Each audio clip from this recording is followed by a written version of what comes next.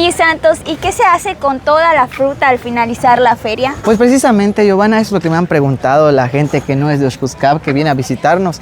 Piensa que es un desperdicio de fruta. Sin embargo, esto se maneja por las unidades de riego. Por ejemplo, yo pertenezco al Pozo 6 Pequeños Parceleros y nos corresponde traer la fruta hasta el 9 de diciembre.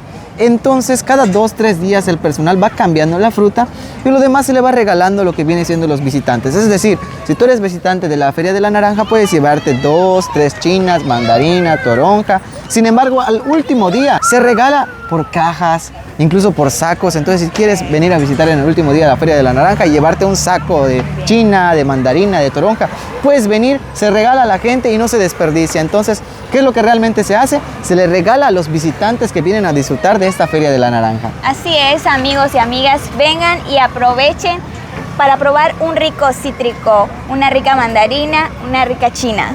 Así es, les esperamos del 5 al 15 de diciembre en la Huerta del Estado, en la Feria de la Naranja, edición 38, Nuestra Historia. Les esperamos. Kotenesh, Ashimbatesh, Oshkuskab.